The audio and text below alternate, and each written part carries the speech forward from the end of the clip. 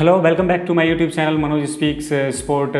Again आज के video में हम सनराइजर्स हैदराबाद की बात करेंगे और it is one of the most balance side of IPL 2020। You hardly find any weaknesses in this team as far as their balance is concern. तो आज उसकी हम बात करेंगे, क्या इनके मजबूत पहलू ही रहने वाले हैं। वैसे तो ज़्यादातर इनके मजबूत पहलू ही हुई हैं, बड़ी मुश्किल से आप इनकी टीम में कोई वीकनेसेस देखोगे।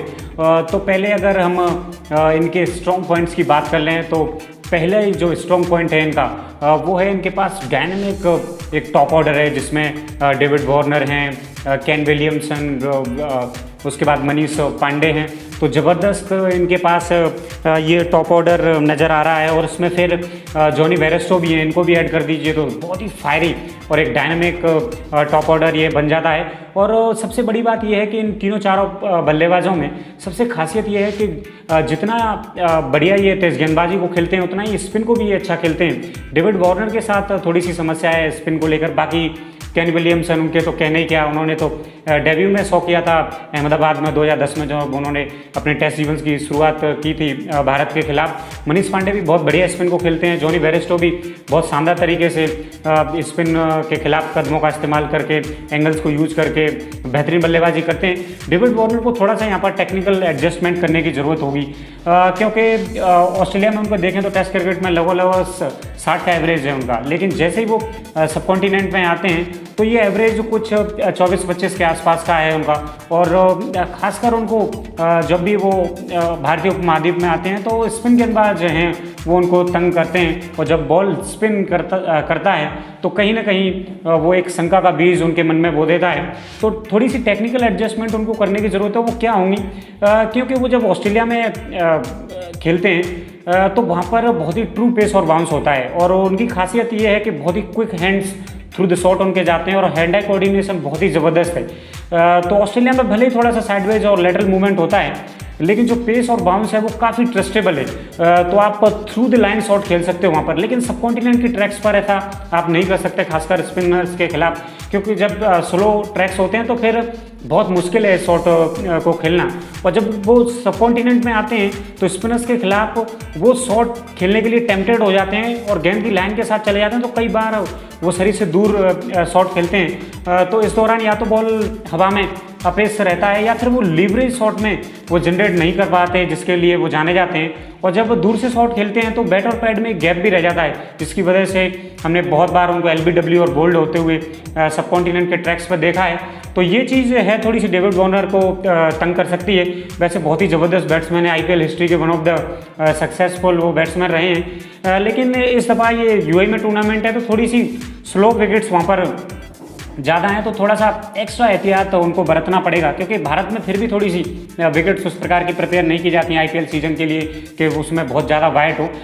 लेकिन UAE की सर्फेसेस हैं वो उनकी नेचर में ही स्लोनेस है, और ऊपर से अगर IPL का एक फेज जैसे कि बातें आ रही है पूरा दुबई में हुआ, एक ही ग्राउंड पे हुआ, तो वहाँ पर फिर पिच क्यूरेटर को पूरा मौका और टाइम मिलेगा नहीं विकेट्स प्रिपेयर करने का, उनको इनफ वाटर नहीं मिलेगा।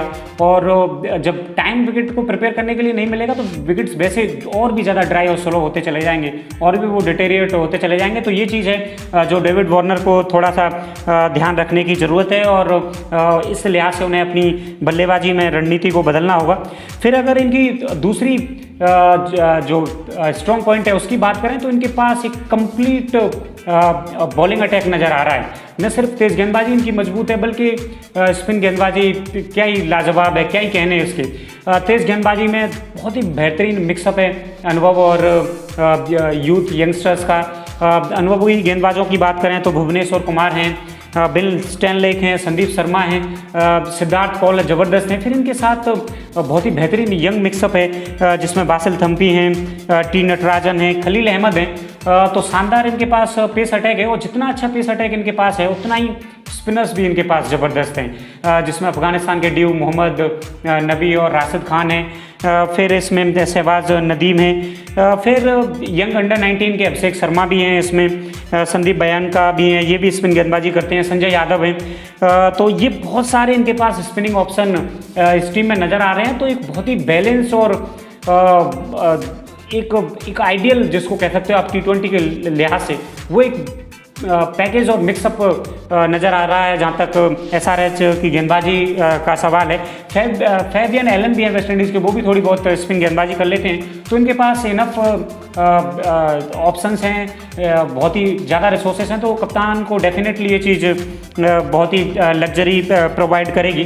फिर अगर तीसरे इनके स्ट्रॉन्ग पॉइंट की बात करें तो फील्डिंग भी इनकी बहुत ज़बरदस्त है, और आजकल T20 में फील्डिंग बहुत ही इंपॉर्टेंट अंग बन गया है। न सिर्फ आप फोकस करेंगे आजकल गेंदबाजी और बल्लेबाजी पर, लेकिन आपको उतनी ही तवज्जो देनी पड़ेगी फील्डिंग पर। फील्डिंग बहुत ही ज़बरदस्त है इनके पास। डेविड वार्नर शानदार फील्डर हैं, फिर उसके बाद मनीष पांडे आउटस्टैंडिंग ये फील्डर हैं ये भी, और जॉनी बेयरस्टो अगर विकेट कीपिंग करते हैं तो ठीक है, नहीं करते हैं तो फिर आउटफील्डिंग में भी बहुत ही ज़बरदस्त ये एफर्ट मारते हैं। फैबियन एलन हैं वेस्ट इंडीज़ के, ये तो बहुत ही लाइव वायर हैं फील्ड पर। फिर प्रियम गर्ग हैं, ये यंग अंडर-19 इंडियन कैप्टन थे, जो पिछली बार जो अंडर-19 उसमें खेली थे, तो ओवरऑल बहुत बेहतरीन फील्डिंग साइड भी इनके पास है। राशिद खान भी ज़बरदस्त फील्डर हैं, मोहम्मद नबी भी शानदार फील्डर हैं, तो बहुत बेहतरीन इनके पास ये फील्डिंग साइड भी है। तो तीनों डिपार्टमेंट में अगर इनकी बात करें, बल्लेबाजी, गेंदबाजी और क्षेत्ररक्षण, तो सब में बहुत बेहतरीन है ये। तो इसलिए मैंने कहा था कि ये IPL की सबसे बैलेंस टीमों में से एक है। काफ़ी बैलेंस इस टीम में नज़र आ रहा है, पूरा संतुलन है हर डिपार्टमेंट में। फिर अगर कुछ कमजोरियों की इनकी बात करें तो वैसे तो ज़्यादा कमजोरी इस टीम में है नहीं, लेकिन थोड़ा सा फ्रेजाइल और इनएक्सपीरियंस लोअर मिडिल ऑर्डर है, जिसमें प्रियम गर्ग हैं जो अंडर-19 के कैप्टन भी हैं, अभिषेक शर्मा हैं, फैबियन एलन हैं, मिचेल मार्श हैं, श्रीवत गोस्वामी हैं।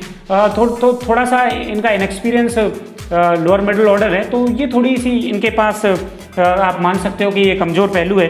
अदरवाइज़ बहुत ज़बरदस्त टीम कॉम्बिनेशन इस बार ये लेके इस IPL एडिशन में जा रहे हैं। और फिर एक और थोड़ी सी कमज़ोरी इनके पास है कि इनके पास कोई क्वालिटी तगड़ा फिनिशर नहीं है जो ज़बरदस्त फिनिश करके दे सके आपको। एक मोहम्मद नबी हैं जो काफ़ी तूफ़ानी और जारहाना अंदाज में बैटिंग कर सकते हैं लोअर डाउन द ऑर्डर। बाकी कोई बहुत ही बड़ा नाम नज़र आ नहीं रहा है जो कंसिस्टेंटली इनको बहुत ही तूफ़ानी अंदाज में बैटिंग करके दे सके। तो ये है। फिर अगर ओवरऑल एनालिसिस करें तो बहुत ही ज़बरदस्त टीम है, और शायद मेरे हिसाब से ये one of the strongest contender है इस बार के IPL को जीतने का। ज़बरदस्त इनके पास हर बॉक्स इनका टिक्ड है। गेंदबाजी, बल्लेबाजी, फील्डिंग, स्पिन डिपार्टमेंट की बात करें, तेज़ गेंदबाजी की बात करें, कप्तान बहुत बेहतरीन है इनके पास। डेविड वार्नर एग्रेसिव हैं और बहुत सक्सेसफुल वो IPL की हिस्ट्री के प्लेयर रहे हैं, तो एक बेहतरीन कॉन्फिडेंस भी उनके पास रहेगा। तो ज़बरदस्त टीम है और बेहतरीन मैनेजमेंट भी इनके पास है। मुरलीधरन है इसमें, ग्रेट VVS लक्ष्मण है, तो ज़बरदस्त तरीके से ये जो भी यंग प्लेयर्स हैं इनको भी टैलेंट को ये नर्चर करेंगे, और हमें बहुत ही एक्साइटिंग क्रिकेट इस टीम की तरफ से देखने को मिलेगी। तो ये ओवरऑल एनालिसिस हुआ इस सनराइजर्स हैदराबाद की टीम का, और पिछला जो एडिशन इन्होंने खेला था उससे बेहतर टीम ये नज़र आ रही है। कई फ्रंट्स पर ये बेहतर नज़र आ रहे हैं, बहुत एडजस्टमेंट थोड़ी बहुत इन्होंने की है। विकेट कीपर भी इनके पास 2 हैं, रिद्धमान शाह हैं, अगर वो इंजर्ड होते हैं इन केस तो फिर जॉनी बेयरस्टो भी उनके रिप्लेसमेंट के तौर पर हैं। वैसे तो जॉनी बेयरस्टो प्लेइंग 11 में भी खेलेंगे, बट बतौर विकेट कीपर भी वो खेल सकते हैं। तो आज के लिए इस वीडियो में इतना ही। बाकी एक और नए वीडियो के साथ अगले वीडियो में फिर मिलेंगे, लेकिन उससे पहले चैनल को प्लीज़ सब्सक्राइब करें और बेल आइकन को प्रेस करें, जिससे कि आप हमारे जो भी नई वीडियोज़ हैं उनकी जो लेटेस्ट वीडियोज़ हैं उनकी नोटिफिकेशन आप तुरंत ही प्राप्त कर सकें। नमस्कार।